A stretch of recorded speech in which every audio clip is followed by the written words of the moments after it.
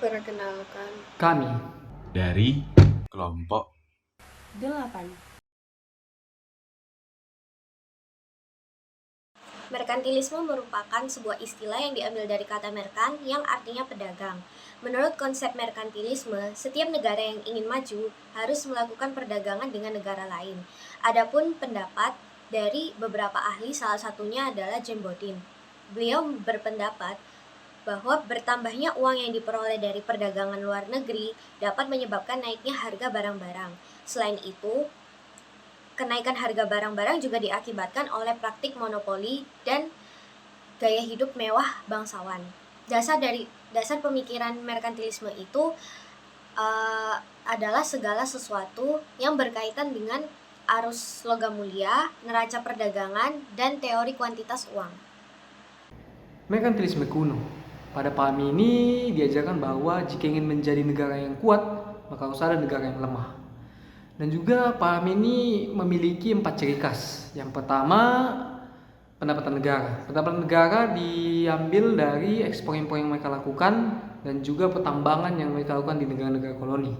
Berhubungan dengan Bulionis, kekayaan suatu negara atau kekuatan suatu negara dinilai dari berapa banyaknya jumlah logam mulia yang mereka miliki.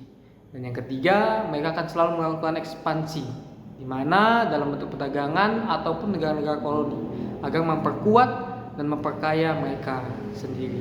Lalu yang keempat, proteksionisme, di mana mereka akan menjaga dan melindungi perdagangan mereka dalam bentuk militer, dan juga menjaga agar negara-negara koloni tidak melakukan transaksi dengan negara-negara lain. Berikut dari sejarah merkantilisme. Merkantilisme sudah berhenti dan sudah tidak berjalan lagi sejak abad ke-18. Paham tersebut menekankan bahwa kepemilikan logam mulia oleh negara adalah tanda kekayaan suatu negara tersebut. Melalui merkantilisme lah muncul paham mengenai gold, glory, and gospel oleh para kolonialisme. Namun seiring berkembangnya zaman dan kita sudah berada di zaman yang modern ini, merkantilisme modern ada 4. Yang pertama ada undervaluation currency, yaitu menurunkan angka kurs tukar untuk menarik investor asing untuk berinvestasi. Tentunya tidak semudah itu dan ada resiko. Yang kedua yaitu subsidi pemerintah, merupakan upaya pemerintah untuk melindungi faktor-faktor produksi dalam negeri. Yang ketiga, tarif atau pajak, karena tujuannya mengutamakan ekspor harus lebih besar daripada impor, maka pemerintah membesarkan tarif impor agar masyarakat selalu menggunakan produk-produk dalam negeri, seperti yang dilakukan Amerika Serikat terhadap penjualan barang-barang Cina di era pandemi saat ini.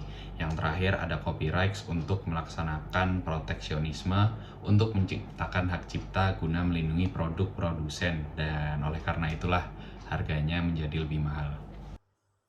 Pandemi COVID-19 mulai mereda setahun ke belakang, di mana seperti yang kita tahu setahun ke belakang kita menghadapi berbagai permasalahan baik perekonomian, kesehatan, dan sosial dan lain-lainnya.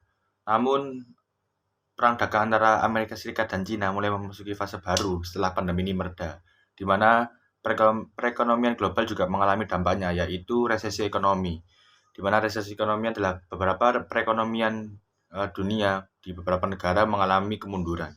Tentu saja Amerika Serikat dan Cina juga mengalami dampaknya. Yang kita perlu garis bawahi di sini adalah bagaimana cara Amerika Serikat dan Cina menghadapi perang dagang setelah pasca COVID ini. Penjelasannya akan dijelaskan berikut ini. Nah, sesuai yang dijelaskan di merkantilisme di era sekarang barusan itu tadi ya, sesuai merkantilisme modern, pastinya dalam ekonomi tidak terlepas dari urusan politik yang memiliki 4 alat yang bisa digunakan untuk tujuan-tujuan politik gitu. Jadi dalam masa pandemi seperti ini contohnya ada 2 negara, Amerika dan Cina, yang rival mempertahankan ekonomi politik perdagangan internasional di pasar gitu. Karena masalah Covid tidak berdampak pada satu negara. Dan di sini tuh Cina yang ditodong sebagai pelaku utama awal pandemi ini. Maka dari itu banyak pemboikotan produk oleh beberapa negara terhadap produk-produk Cina yang berimbas kepada suatu pendapatan atau pemasukan bagi Cina sendiri. Di sisi lain, Amerika itu menguasai ekonomi pasar dengan memperluas daerah target penjualan vaksin, dan akhirnya 2 negara tersebut sama-sama mempertahankan state income-nya, sehingga terjadi proteksionisme oleh 2 negara tersebut. Karena perdagangan internasional itu kan sifatnya konfliktual dan sejatinya itu tidak ada kerjasama ekonomi yang bersifat simetris gitu. Maka alatnya lebih ke kebijakan-kebijakan yang melindungi faktor produksi dan memperkecil angka impor daripada ekspor. Kaitan antara merkantilisme dengan perdagangan Amerika Serikat dan Cina yaitu merkantilisme menjelaskan bahwa kriteria kemenangan atau berhasilnya suatu negara dalam hal perang dagang yaitu dilihat dari negara mana yang paling banyak mendorong nilai ekspor daripada nilai impor. Di sini kita lihat Cina. Cina menggunakan undervalued money atau menurunkan harga mata uang mereka yen daripada harga mata uang lawannya atau dolar. Undervalued money ini mereka lakukan dengan cara money manipulation, yaitu harga uang mata mereka turun dengan tujuan semakin banyak peminat impor dari barang-barang Cina di negara-negara lain, khususnya Amerika Serikat. Dan kita lihat bagaimana cara Amerika Serikat mengatasi undervalued money dari Cina dengan cara proteksionisme. Proteksionisme adalah suatu turunan dari merkantilisme, yaitu artinya sebuah langkah untuk negara mampu melindungi pedagang di negaranya dari persaingan pasar bebas. Di sini Amerika Serikat mengintervensi perekonomian negaranya dengan cara menaikkan tarif biaya impor semua barang dari Cina.